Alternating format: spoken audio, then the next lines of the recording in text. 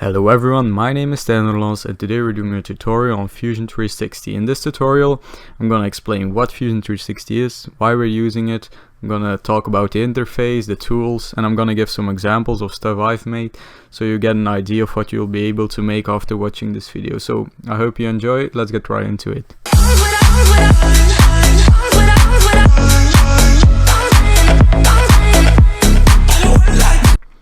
Alright, so what exactly is Fusion 360? Fusion 360 is a program by Autodesk. They've made 3ds Max, Maya, AutoCAD, you probably know some of them. But Fusion 360 is mainly made for engineers and product designers. As you can see, they focus on three main steps here: the design, the engineering and simulation, and the computer-aided manufacturing. We're only gonna focus on the design because after all we just want to make a cool model, export it to our preferred rendering software and make some cool renders with it afterwards. So we're not really gonna dive into the simulation and stuff. You can also do 3D printing with it. I've done it at school before. It's pretty interesting and pretty straightforward as well.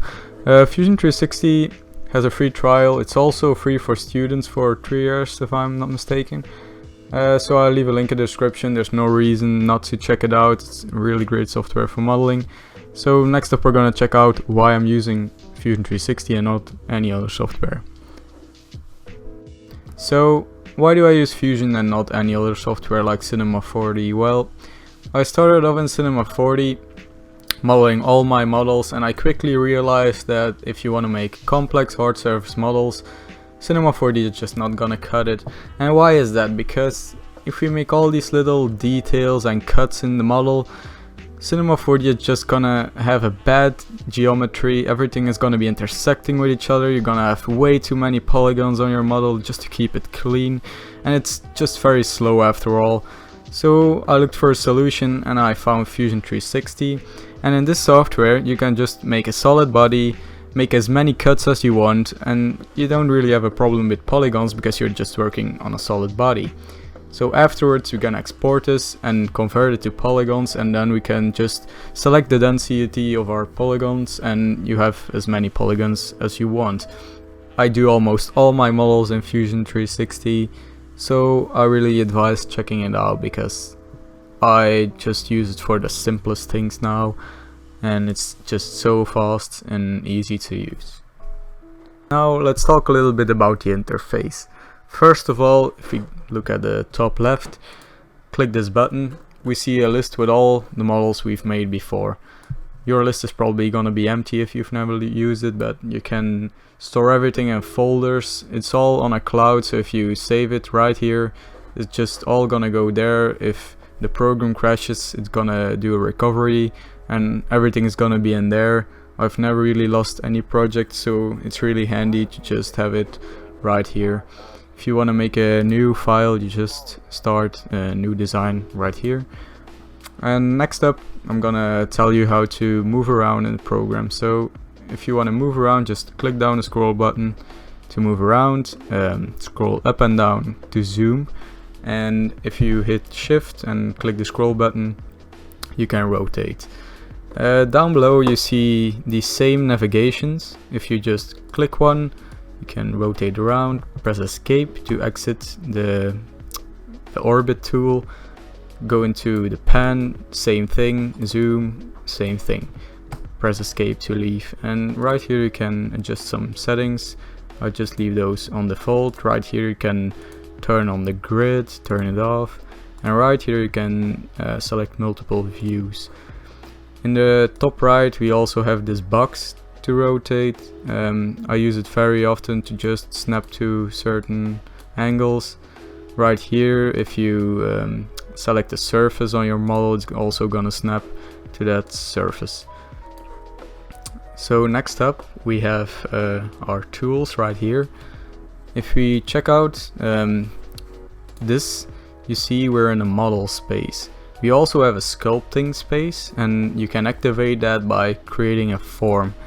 But then we're working with the same techniques as we use in Cinema 4D with just subdivision surface modeling, and I don't really use these too often. If I need to make organic shapes or more special shapes, I just go inside Cinema 4D and I do it the good old way. But I don't really need these shapes too often, so we're gonna use the modeling space today. We also have a patch space. You can use it to make also really weird shapes, but they are completely hollow inside. We also have a sheet metal workspace. We don't really need that right now. A rendering workspace. I assume we're gonna use a render in another program. Fusion's render is not too great. You can add some basic materials, but that's about it. Also an animation workspace. Simulation is used by engineers. You can do stress tests, thermal, add forces, and everything you can name. I don't really know too much about that. We also have computer-aided manufacturing, where you can program paths where your machine is gonna go to drill out certain holes and stuff. And we also have a drawing space where you can print out everything on paper, make plans, but we're not really too interested in that, so we're only gonna use the model space. That's also about 99% of the stuff I use inside Fusion. We're gonna check out these tools later in the video. The last thing I want to tell you about is this and the timeline. So first of all, here we have all the stuff that's going on in our workspace. We have our origin with the X, Y and Z axis and the different planes. We have our bodies, that's just our model. You can just see that I've used different bodies in this model just to make it easier to texture later. You can also see I've used a reference image to make this, and those are right here. And most of the stuff you do is from a sketch, so I'm gonna teach you how to make sketches because that's the most important part. And we also have some construction lines, some extra axes to rotate around or mirror or whatever command you're doing. I'll tell you more about that in the end of the video. And down here we have a timeline where we can go back to the beginning. If I turn all of these back on and we go to the start, you can see our model is gonna disappear. It might take a while because this is already pretty heavy model, but you can hit play right here and it's gonna go over the whole timeline and play a video, sort of a time lapse of how you made your model. And you can go to certain things you did, double click them and edit them and stuff.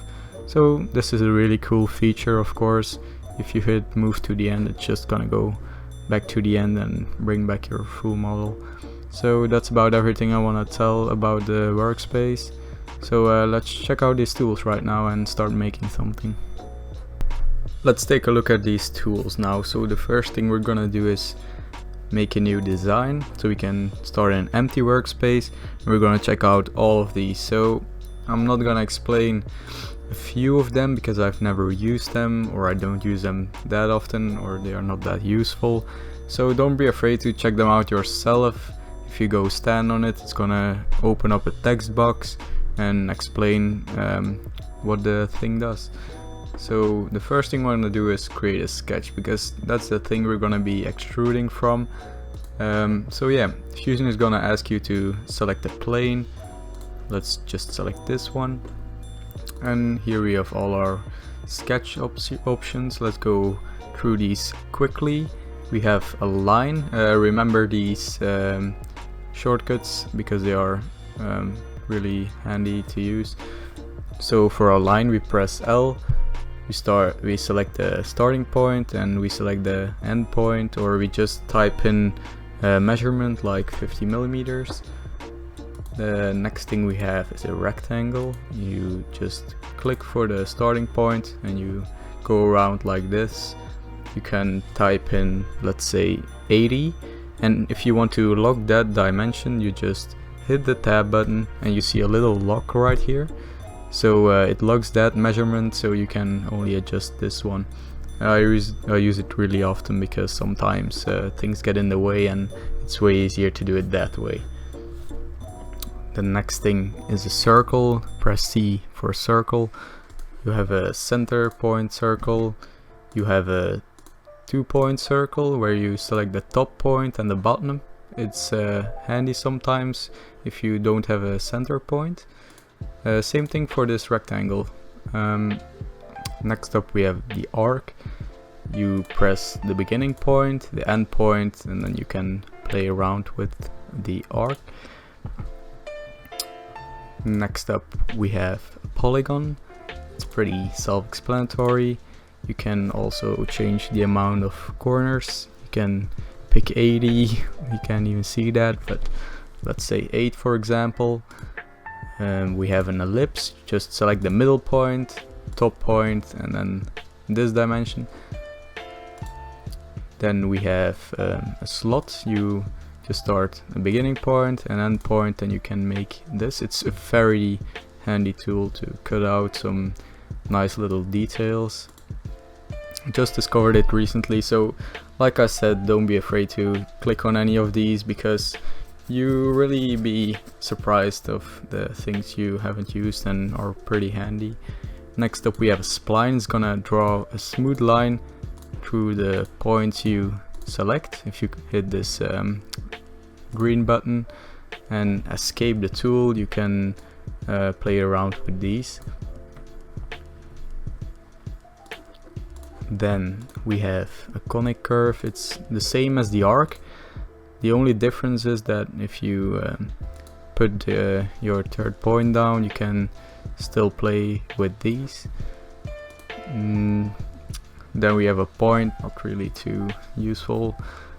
Text, it's pretty self-explanatory, so I'm not gonna dive into that. To check out these, I'm gonna draw a little profile first. If you select these, it's gonna create a line that you can just draw from the end. So we have this we have this random shape right now, and if we check out fillet and select a corner or just 2 lines, you can add a fillet to these. If you go too far, it's gonna mess up your sketch, so stay inside these bounds. Then we have a trim function. If you click on a line, you delete it, or if you click outside and just swipe, if you press T for the trim tool, if you click down, you see this little square pop up. If you go through a line, it's also gonna erase it. The next thing we have is extend. Let's say we create a line right here, and it's a little bit short, and we want to connect these two, and in this case you can just draw a line, but in some cases it's handy to use the extend tool. If you click this, it's gonna extend the line itself. Same thing for breaking. If you have 2 lines intersecting, you can break this line at an intersecting point. Next up we have the sketch scale. If you just select it and select the reference point, you can scale this part up. Don't really use it that much. Then we have offset, type O for the shortcut. If you select a line, you can offset from that line, but be aware, if you offset again from an already offset line, you can't do that. You always have to start from the original line. Then we have the mirror function. When you want to mirror something, you just select the lines you want to mirror and you select the mirror line. It's actually really easy in Fusion. It's just asking you everything it needs, and just check out what it says here. It's pretty self-explanatory, almost every tool is. And click a mirror line, click OK, and it creates a mirrored sketch. Then we have a circular pattern. Let's delete all of these for a second. let's say we draw a circle right here and we want to clone it in a circular pattern. Just click circular pattern, select your object, select the center point, and you select the you type in the amount you want, let's say 5, and you can also do it over a certain angle, but you don't really need that too much. I do it over the full thing most of the time. Press OK, and there you have it. Then the rectangular pattern is kind of the same thing. You select your object and you can go into different directions. Just check out these, it's pretty easy. The settings are also self-explanatory. The last thing we have is this one. I don't really use these too much. You can add dimensions, but it's more for your your drawing mode. And right here we can stop the sketch, or right here. So let's go back to a little random shape for now.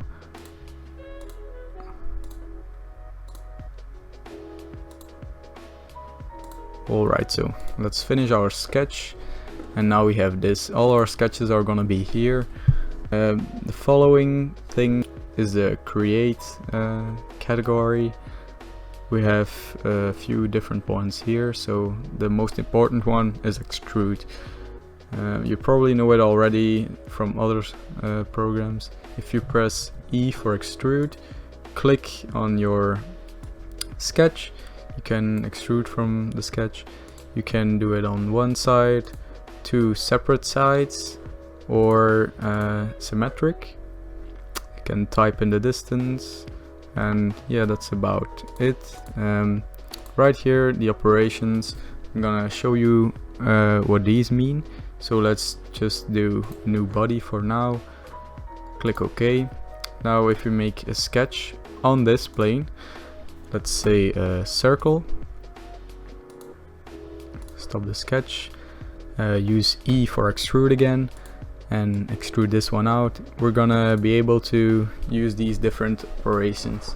So the first one is join. It's gonna connect these two touching models together in one body right here. If we press OK, you can see they're just one object. If we do cut, we go into this side, you're gonna appear in a red color. You're gonna cut out a cylinder out of the model. If you press OK, it's also gonna be one body. The last one is intersect.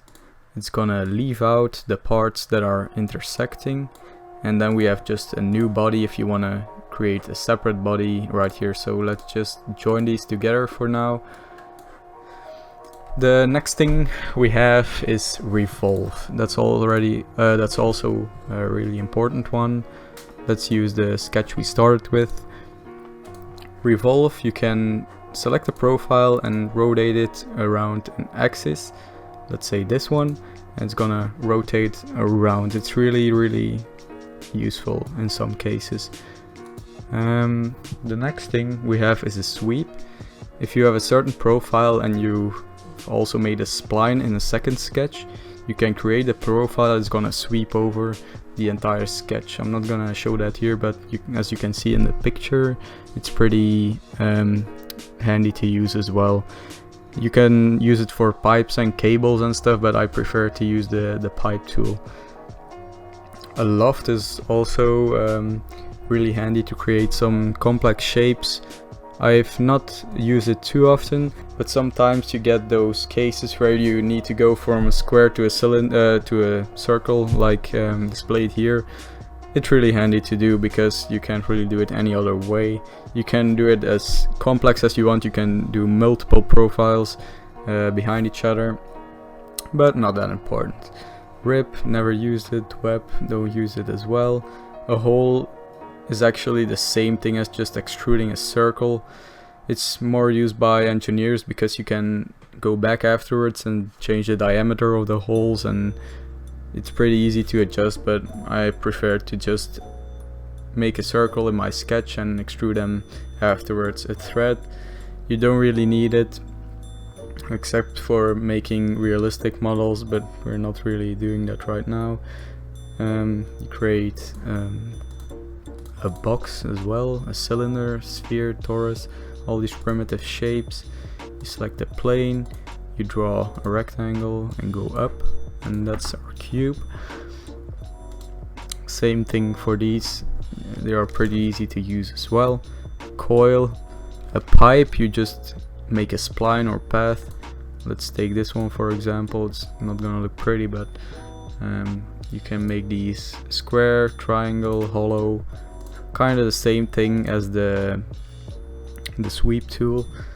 Then we have the pattern tool. It works the same with bodies as I explained with the sketches, but you have to select bodies right here. It's gonna be on faces by default, so make sure to change it to bodies. And then we have the mirror feature, same thing.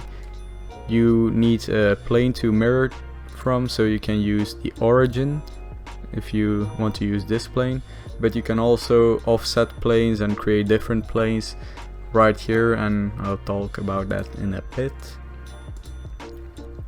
Then we have thicken. It's used for these revolve objects to thicken the body. And then we have these. I don't really use these that often, as I already told you. Then we come to the modifying palette. Here we can modify our bodies that we've just made, so let's hide our sketch origin and use this body we made the first time. So modify, we have present pool. It doesn't work on much, I must say, but sometimes it can be really handy to just click on these and it's gonna extend it for you. As I said, it's not working all the time, so don't rely on that too much. Just change the sketch if you need a different shape. Then we have a fillet, the same thing as in our sketch. I don't really like to use them as much in my sketch because you have way more control over it if you see it on the body directly. So just select an edge, play with the arrow, don't go too far as I said, because it's gonna do weird things sometimes. You have a constant radius, you can use this length between these 2 points. You can have variable radius. Just play around with these settings, you can do some cool stuff with that. Then we have a rule fillet. It's used to fillet everything on a certain face. Then we have a chamfer. It's actually just the same thing as a fillet, but with a clean straight cut. You can do different distances as well. Then we have a shell. Don't use that too often. I think it worked like this. Yes. Yeah, it can be handy, but I've not used it too many times. Then we have a draft. Don't use that often as well. A scale tool. Select your body. Select the point you want to scale to. Let's say the origin point. You can do uniform scaling and non-uniform scaling. Let's do a uniform one for now. Let's scale it 2 times. The next one is combine. If you made 2 separate objects, you can still do these operations I told about in the extrude tab. If you say you made 2 different bodies and you still want to connect them, or you want to cut out certain bodies, you can still do it here. I use it a lot because sometimes if I work with a symmetric model, I just cut it in 2 and I work on one side, then I mirror it on the other side and I connect them together with the combine and join tool. Next up, we can split faces. I don't use that. We can split a body. Let's say we want these 2 objects separately. You select your body to split, you select a plane to split on, you press OK, and we have 2 different bodies right here. With combine, we can just select these 2 bodies, press join and connect them together again.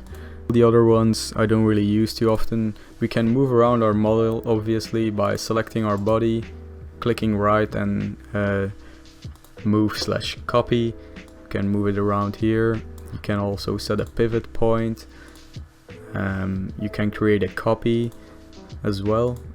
This is the only way of doing it, but you can also do Ctrl+C+V and it's gonna be on the same position, but I like to use the move/copy tool where you can just select create a copy and drag it into a position. So if you want to delete a body, you just press your body, click right, and don't press delete, because sometimes if you merge different bodies together, it's gonna go back on the timeline and delete only the parts where they are together. So just press remove, and that's the cleanest way to just get rid of the whole body in one go. And yeah, that's about it about the modify tool. Then we have assemble. It's used by product designers to combine different bodies together and let them move and maybe animate them in the animation space. Not really too familiar with this. I don't think you need it. I just combine them together afterwards in another software. Then we have the construct palette. You can offset planes, make axes through, let's say we want an axis on this one to revolve around. You can do it right here. You can offset planes like this one. Let's say I want a plane here about 100 millimeters from this one. And yeah, I use these very often because sometimes your model isn't really symmetric around the origin, so you need some extra helping tools. Next up, with the expect menu, we can measure certain distances if you aren't sure about a distance. For the rest, I don't use these other ones too often. Right here you can insert an image to use as reference. Use attached canvas. If we hide this body for a second, you can select a face, select an image in your folder. Then I change the opacity to about 50, because if your body is behind the image, you can still see it through the image. Then for scale, you want to use bigger images than it's gonna be when you import it. Most of the time I just use 333 and it's gonna create a pretty big image to work on. You don't want it to be too small. You can find your images right here with the canvases. Then right here you can do 3D printing.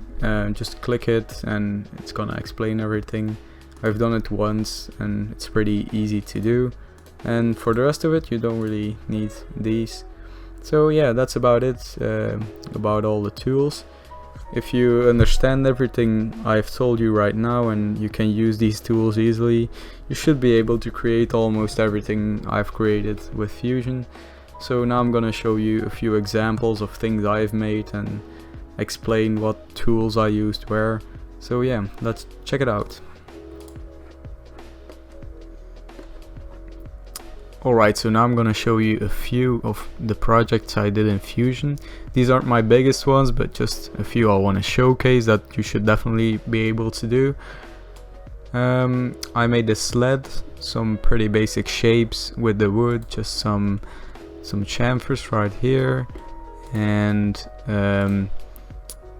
I just made these straight and just put them on a little angle. Then I mirrored everything. I made the engine itself with a revolve. So I draw this line and I revolve it, and then I add some screws with circular patterns, all different kinds of patterns right here in the rotor. Then I added some straps, just drew out these lines, and then used an offset in my sketch. I also added some things in the middle, and that's about it. these little screws as well. I use a pattern feature too. Then for the handgun, I used a reference, but not a picture. I just used a reference from Call of Duty actually, and I just try to make it as exact as possible. Turn out pretty good. These are really basic techniques, just some problem solving and thinking about how to do things the fast way. And then I have these futuristic glasses. This is my most recent project. I was really surprised they weren't easy to make. I used 3 photos, and I used a DAS model to get ahead, and just took a snapshot of the 3 views in the viewport in Cinema 4D, so I could make the glasses the same size. So I made a sketch from this side, from the right side, and from the top, and I just cut these out into one shape that will fit. This is really all about just problem solving and trying to find a way to do things the good way. Then I had some little details on the side, not too hard to do, but the shape of the glasses weren't too easy. And the last thing I want to show you in Fusion is how to add these textures. You just go to your body, click on the right mouse button, click on physical material, and on the side you're gonna see this box opening. Click on these arrows, and here you can select materials and just drag them on the part you want. I don't use these textures that often. I just use them when I have glass material, so it's clear to see where glass has to be and I can still see through it, just to see how the model looks. Then the last thing I'm gonna show you is how to export a model from Fusion 360 into an OBJ that you can later export in Cinema 4D. So you're gonna take your file, click export, export as an IGS, save it somewhere, then you're gonna open Moment of Inspiration right here, and you click File, Open. You open the file. Let me find it real quick.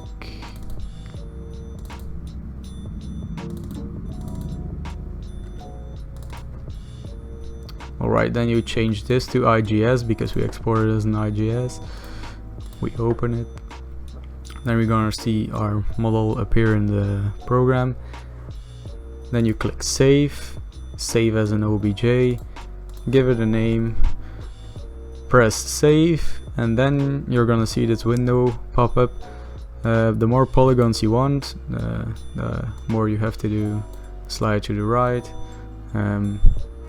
If the model isn't too complex, you can just pick the biggest one to make these curves really smooth. You can always add a subdivision surface level to your model in another software.